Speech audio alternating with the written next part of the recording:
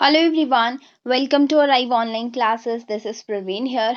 HP TET previous year question series में आज हम चैप्टर नंबर 6 क्लास +1 का जो है वो करने वाले हैं। चैप्टर का नाम है anatomy of flowering plants.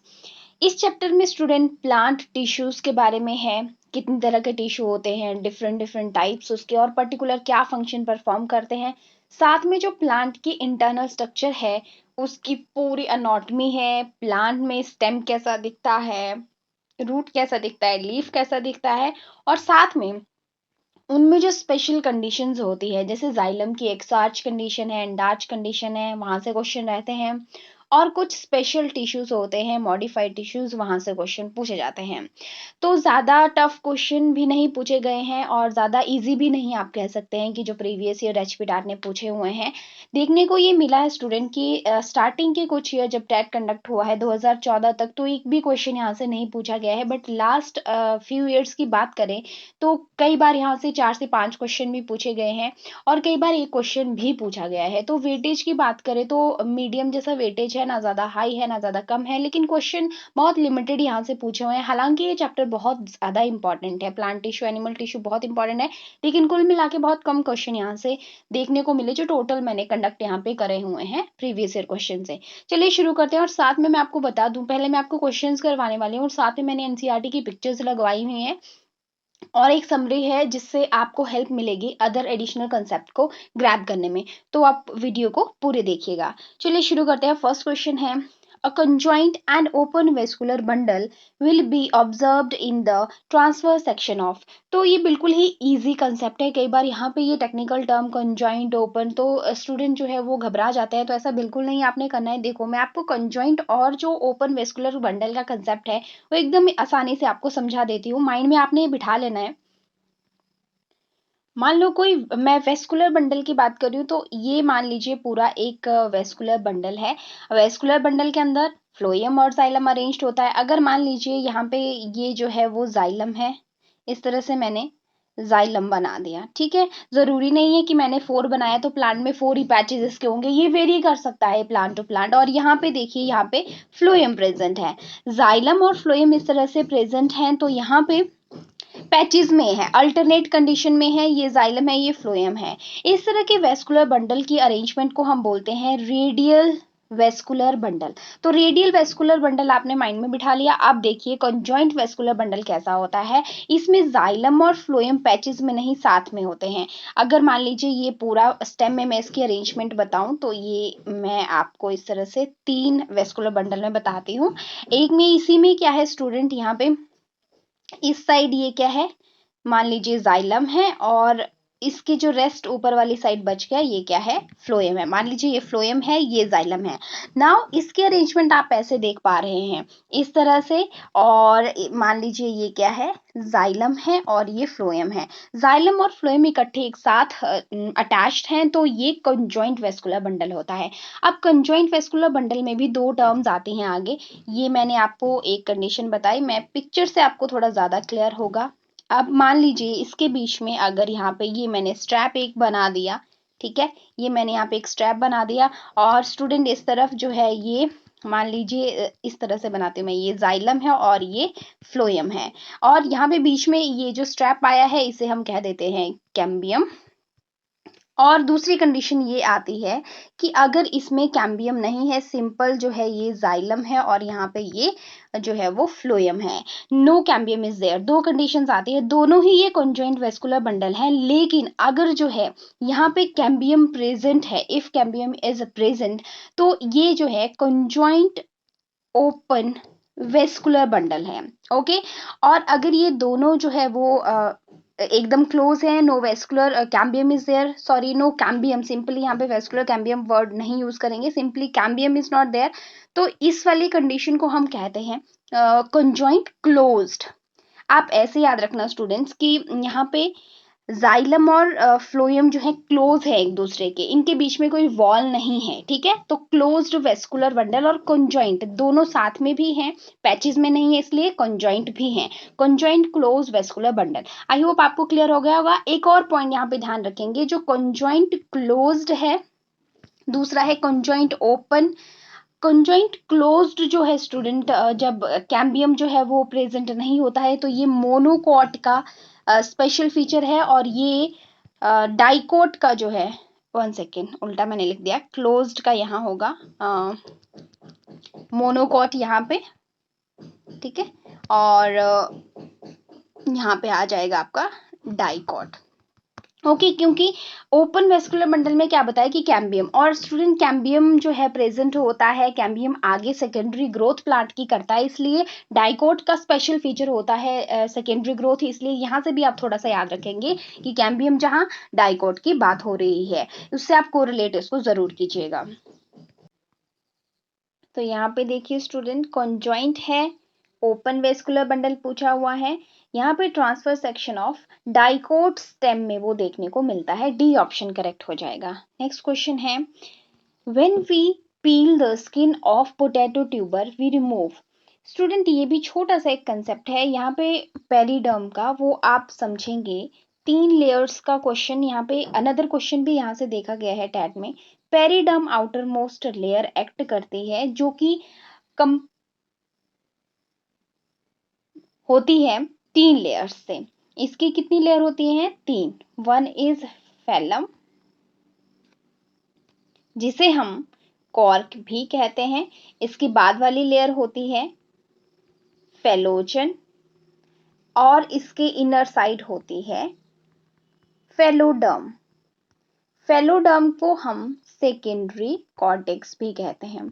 Question इस तरह से भी पूछा जाता है, एक्चुअली ये जो फेलोजन की सेल्स होती हैं ये बाहर वाली सेल्स बनाती हैं कॉर्क की, और अंदर वाली सेल्स होती हैं सेकेंडरी कॉर्टेक्स की। यानी कि ये बाहर वाली साइड को इस तरह से पूछा जाता है कि phellogen cut outside the cork cell, ठीक है, कट करती है मतलब वो बनाएंगी सेल्स को। बाहर वाली साइड आपने याद रखना है, ये आउटर साइड है और ये इनर साइड है अगर हम ट्रांसफर सेक्शन की बात करें तो, और पेरिडर्म तीनों को मिला के बनती है, राइट। तो यहाँ पे इसका सही आंसर हो जाएगा students option A, periderm. Cuticle की बात करें तो क्यूटिकल वैक्सी लेयर जो है वो एपिडर्मिस के बाहर होती है। एपिडर्मिस जो है वो आपको मैक्सिमम, चाहे कोई लीफ है या फिर प्राइमरी स्ट्रक्चर है एनाटॉमी का, उसमें देखने को मिलती है। सैपवुड क्या होता है? प्लांट्स में 2 वुड के टाइप होते हैं। ये जब प्लांट सेकेंडरी ग्रोथ भी शो कर रही होती है उस टाइम पे, जैसे मान लीजिए अगर मैं एक वुड पीस की बात करूं इस तरह से, ठीक है, इसके अंदर जो बाहर वाली वुड होगी और अंदर वाली वुड होगी उसमें थोड़ा सा डिफरेंस होता है। अंदर वाली थोड़ी सी डार्क कलर की हो गई होती है, बाहर वाली थोड़ी सी लाइट कलर की होती है। ओल्डर रूट की हम बात करें, लाइटर कलर, ये जो है लाइट कलर वाली वुड यंग होती है, और इसे हम जो है स्टूडेंट सैप वुड कहते हैं, सैप वुड। और जो अंदर है जिसके ये डार्क हो गई होती है due to decomposition of some lignin या फिर कुछ अदर मटेरियल हो सकता है, गम हो सकता है एडिशनल, तो उसे हम क्या कहते हैं, जो अंदर प्रेजेंट होती है स्टूडेंट, उसे हम कहते हैं हार्डवुड। हार्डवुड और सैपवुड दोनों जो है वो देखने को मिलती हैं प्लांट में। नेक्स्ट क्वेश्चन है आपका, the form of sugar transported through the phloem. Phloem में जो है शुगर ट्रांसपोर्ट किस फॉर्म में होती है? यहाँ पे स्टूडेंट ऑप्शन सी करेक्ट हो जाएगा, स्क्रोज की फॉर्म में वो ट्रांसपोर्ट होती है। मैं आपको फॉर्मूलाज यहाँ पे बता देती हूँ इनके, क्योंकि मे भी आपसे बायोमोलिक्यूल सेक्शन में पूछ लिए जाए। ग्लूकोज का आप सभी को पता है C6H12O6 होता है। ग्लूकोज के साथ स्टूडेंट दूसरा जो फ्रक्टोज है उसका फॉर्मूला भी सेम होता है। अब ग्लूकोज और फ्रक्टोज एक दूसरे से कैसे डिफर करते हैं? अगर इनका फॉर्मूला सेम है तो डिफरेंस क्या है? ग्लूकोज के पास स्टूडेंट एल्डिहाइड ग्रुप होता है, एल्डोज शुगर इसे कहते हैं, और फ्रक्टोज के पास कीटोन ग्रुप होता है, इसलिए इसको कीटो शुगर हम कहते हैं, ठीक है। ये डिफरेंस है इनके बीच में। इसके बाद फॉर्मूला आप स्क्रोज का लिख लेंगे, ये आपको केमिस्ट्री के लिए भी इंपॉर्टेंट हो जाएगा, O11। और एक और ऑप्शन में यहाँ पे राइबोस का फॉर्मूला भी आप लिख लेंगे, C5H10O5। ओके, नेक्स्ट क्वेश्चन है, द आउटर सेल्स ऑफ, ये क्वेश्चन देखो मैंने अभी आपको बताया, तो आप अपने आप ही इसको समझ जाएंगे। पूछा हुआ है कि आउटर साइड को फेलोजन डिफरेंशिएट होती है। आउटर साइड को मैंने बताया कि क्या कट करती है, कॉर्क को कट करती है वो, तो ऑप्शन बी यहाँ पे करेक्ट हो जाएगा। और मैंने आपको बताया कॉर्क को ही हम जो है वो फेलम कहते हैं। नेक्स्ट क्वेश्चन है, the tissue which performs photosynthesis, storage and secretion function, तीनों परफॉर्म करता है, वो कौन सा है? यहाँ पे इसका सही आंसर हो जाएगा ऑप्शन ए, पेरेनकाइमेटस जो टिश्यू होता है वो ऐसा काम करता है। देखिए जितनी भी ऑप्शन है इनको समझते हैं। सबसे पहले हम समझेंगे मेरिस्टेमेटिक। सबसे सिंपलेस्ट टिश्यू जो है मेरिस्टेमेटिक होता है, ये वहां पे ज्यादा होता है जहां पे एक्टिव सेल डिवीजन होता है। मेरिस्टेमेटिक एक्टिविटी का मतलब ही होता है जहां पे डिवीजन हो रहा है सेल्स का। तो आपने ध्यान रखना, जैसे कि रूट की टिप्स हैं बढ़ती रहती हैं और शूट की टिप्स हैं बढ़ती रहती हैं, तो वहां पे बढ़ेंगी कैसे? जब न्यू सेल्स वहां पे ऐड होंगी, और न्यू सेल्स कब ऐड होंगी? जब हाई सेल डिवीजन होगा। तो मेरिस्टेमेटिक रीजन जो है एपिकल और जो रूट और शूट मेरिस्टेम होता है वहां पे ज्यादातर ये होता है। अदर ऑप्शन की बात करें तो ये जो पेरेनकाइमा, स्क्लेरेनकाइमा और कोलिनकाइमा है, ये तीनों ही सिंपल परमानेंट टिश्यू के टाइप्स हैं। बात करें पेरेनकाइमा की, तो पेरेनकाइमा से आप नोट कर लीजिए कि इसकी जो सेल्स हैं वो कैसी होती हैं। एक टर्म एनसीईआरटी में दे रखी है, दैट इज आइसोडाइमेट्रिक। मीन्स कि एक जैसी दिखती हैं वो शेप और साइज में, उन्हें हम आइसोडाइमेट्रिक सेल्स कहते हैं। और इनके बीच में बहुत कम जो है स्मॉल इंटरसेलुलर स्पेस होता है, जो पेरेनकाइमेटस टिश्यू की सेल्स होती हैं। और ये थिन वॉल्ड लिविंग सेल्स होती हैं।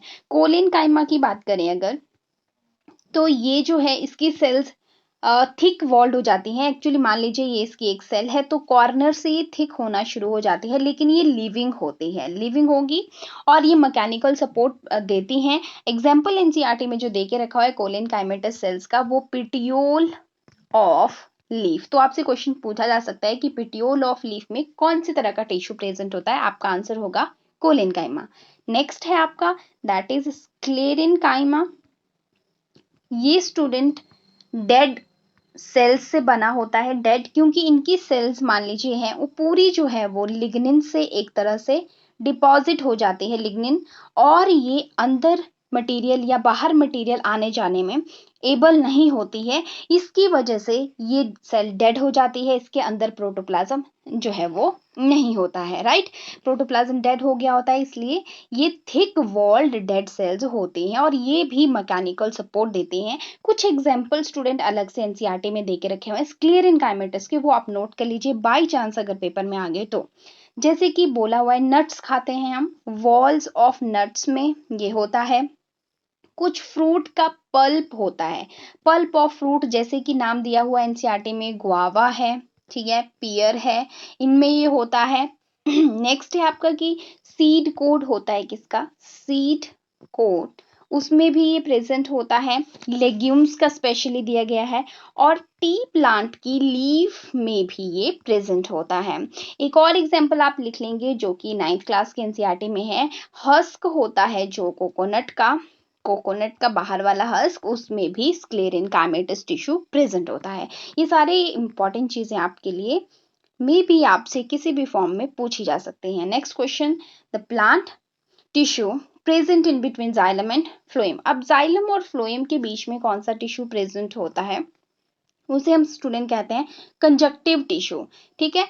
और ये कंजक्टिव टिश्यू पेरेनकाइमेटस होता है, ध्यान रखेंगे ये कैसा टिश्यू होता है? पेरेनकाइमेटस होता है। नेक्स्ट क्वेश्चन है, अगर स्टूडेंट यहाँ पे दूसरे ऑप्शन है जैसे मेडुलरी रेज, स्टील, ये क्या होता है? थोड़ा सा मैं इसको लेना चाहूंगी कंसेप्ट को। जैसे जाइलम और फ्लोएम के बीच में कंजक्टिव टिश्यू, वैसे ही वेस्कुलर बंडल अगर होगा, दो वेस्कुलर बंडल के बीच का जो टिश्यू होगा वो आपका मेडुलरी रेस उसे कहते हैं, और जाइलम फ्लोएम के बीच का कंजक्टिव टिश्यू, दोनों ही पेरेनकाइमेटस सेल्स के बने होते हैं। और ये दूसरी टर्म है, यहाँ पे स्टील वर्ड यूज हुआ है। जब हम बात करते हैं अनाटॉमी की, तो मान लीजिए जो सबसे अंदर जो है रूट और स्टेम के पार्ट होगा, जिसके अंदर वेस्कुलर कैम्बियम में तीन चीजें इसमें इंक्लूडेड होती हैं, that is pericycle, xylem and phloem, ठीक है। अंदर वाला पार्ट उसे हम स्टील कहते हैं।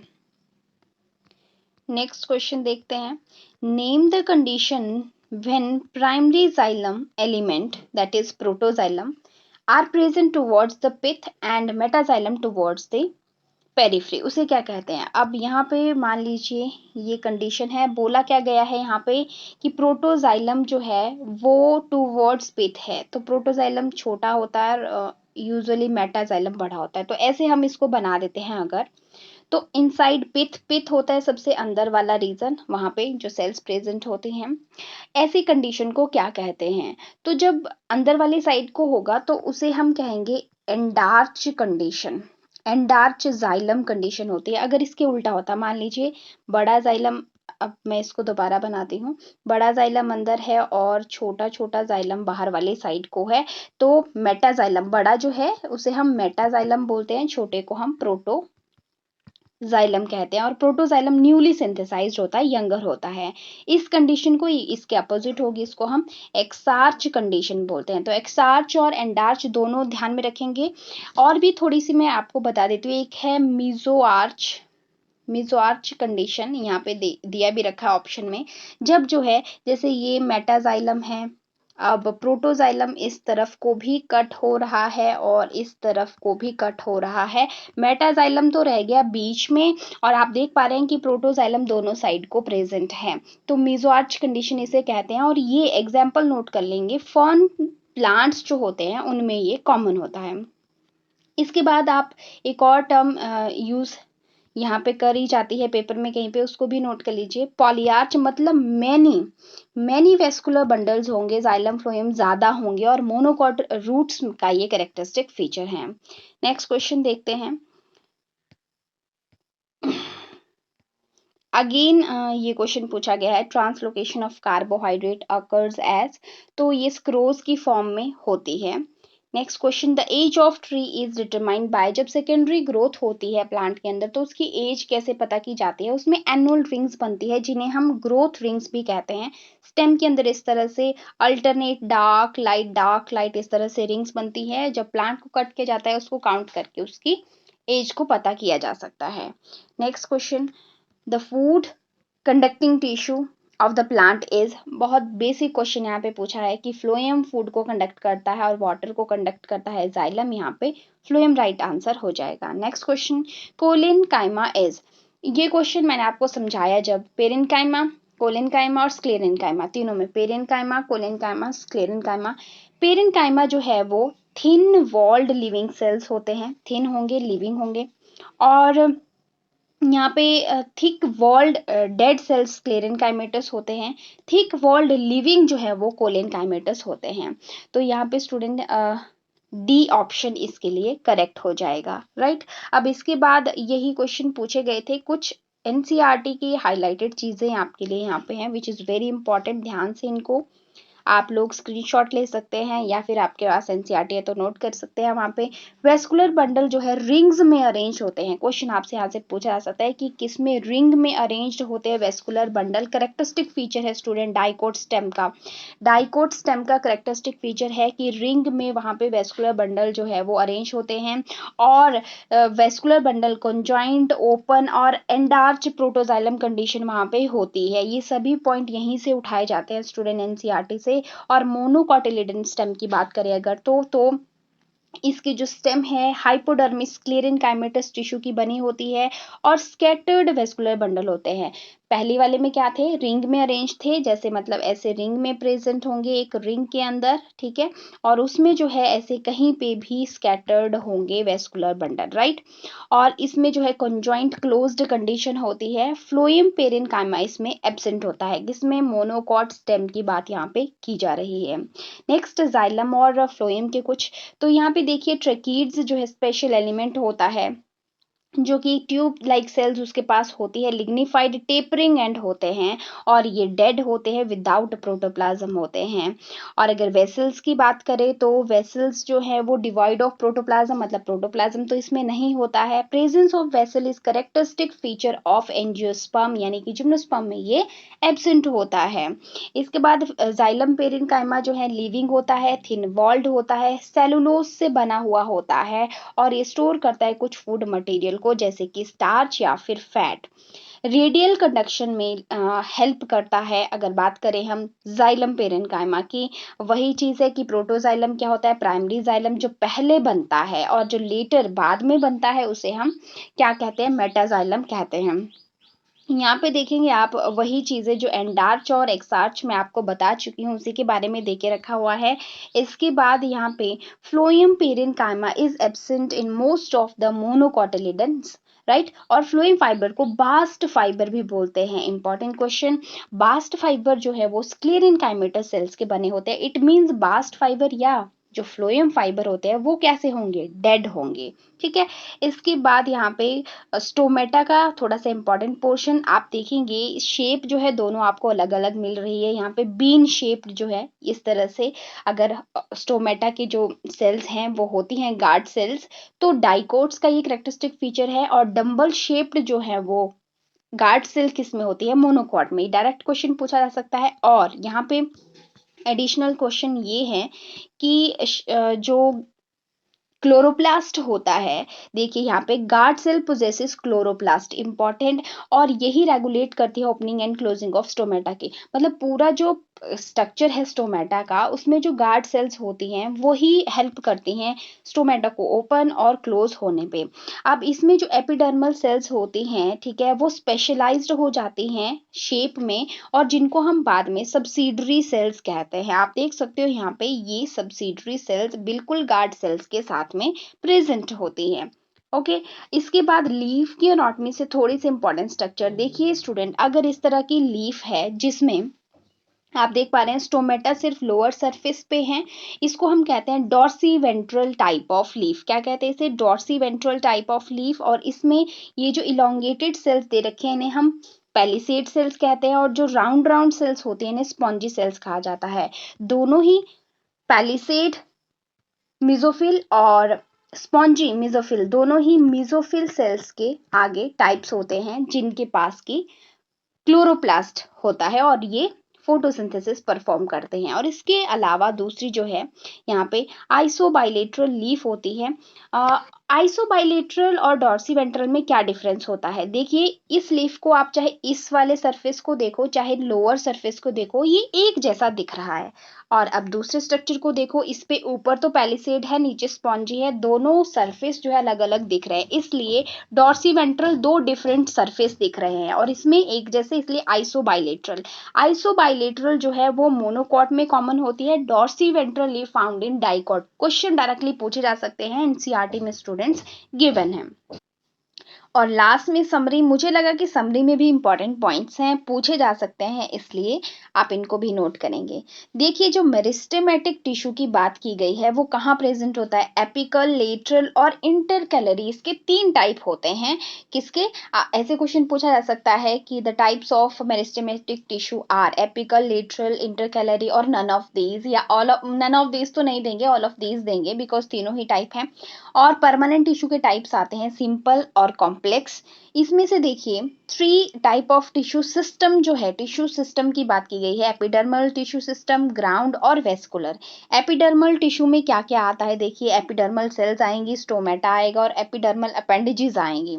और ग्राउंड टिश्यू में क्या क्या आता है, मेन बल्क जो होता है प्लांट का वो आता है, और जो कि कॉर्टेक्स, पेरिसाइकिल और पिथ में डिवाइडेड होता है। वेस्कुलर टिश्यू सिस्टम की बात करें उसमें जाइलम और फ्लोएम आता है। और इसके बाद नेक्स्ट पोर्शन है कि सेकेंडरी ग्रोथ जो है वो देखी जाती है डाइकोटिलिडन रूट और स्टेम के अंदर, जो कि गिर्थ डायमीटर में जो है प्लांट के ऑर्गन को बढ़ाती है। किसकी वजह से होती है secondary growth, very important point, की वेस्कुलर कैम्बियम की वजह से और कॉर कैम्बियम की एक्टिविटी की वजह से होती है।